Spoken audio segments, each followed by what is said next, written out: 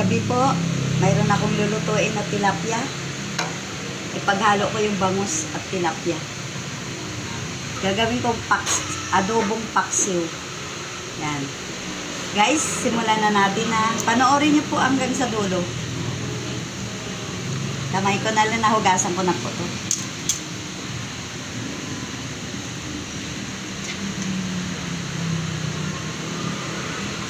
Gagawin ko pong adobong paksiw. Bangus. May halo sa bangus ang tilapia. Yan. Ngayon, lalagay natin ang sibuyas, luya,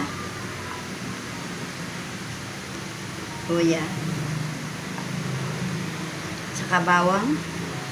Lagay ko na rin yung bawang, sibuyas. Yan.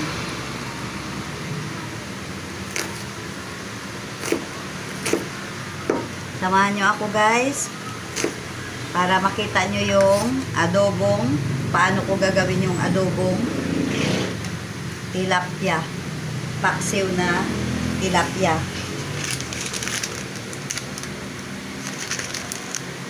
Lalagyan ko ng granules. Lalagyan ko ng granules. Yan. Paminta.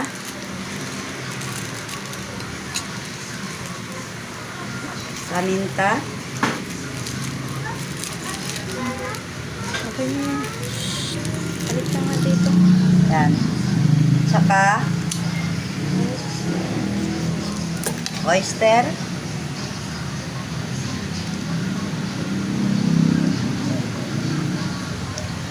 Yan. Toyo.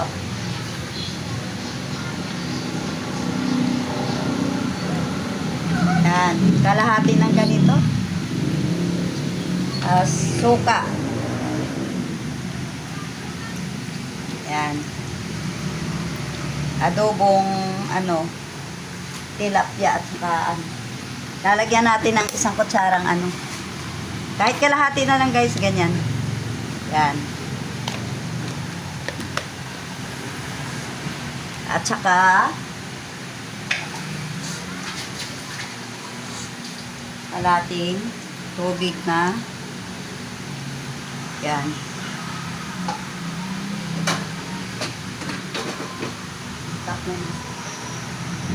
Okay guys, ito na guys yung aking paksiw na tilapia na may bangus. Paksiw.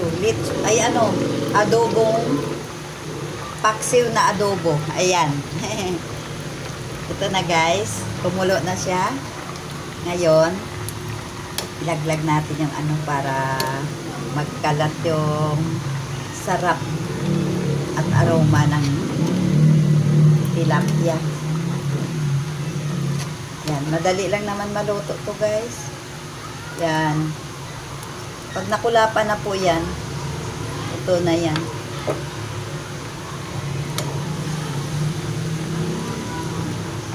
Mga sibuyas para maano talaga siya.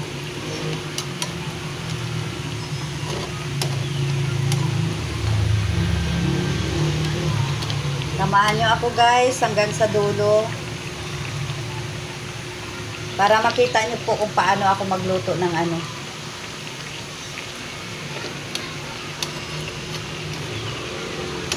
halo to ng bangus at saka tilapia.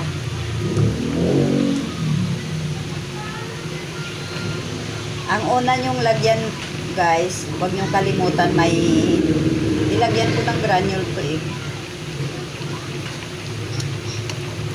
Tapos hindi na po ako nag-asin kasi may tuyo na siya Pero nilagyan ko po ng kalahating kutsarang asukal. Sarap. Masarap guys. Basta sundin nyo lang po yung aking sundin nyo lang po yung aking process kung paano ako magluto nito. Makukuha nyo ang lasa guys.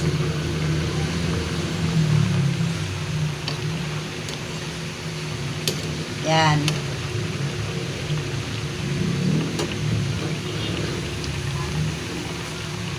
Bubuksan ng ko ulit mamaya pagka luto na, ipakita ko na sa inyo.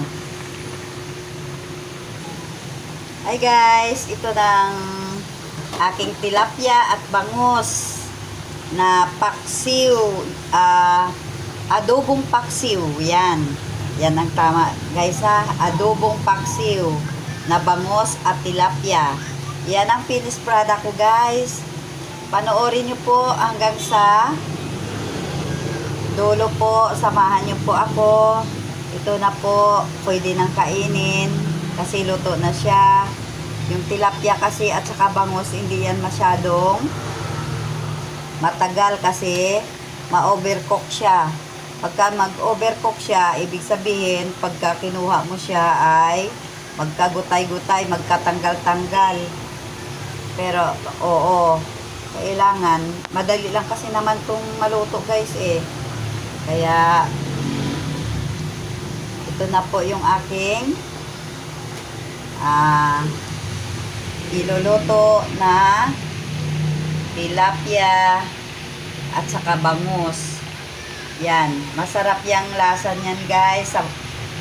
Pag may gustong nito, magluto at gusto nyong gayahin ang aking niluluto ay titingnan nyo lang yung ingredients guys para makita nyo yung aking mga kung paano kululutuin yung mga process niya guys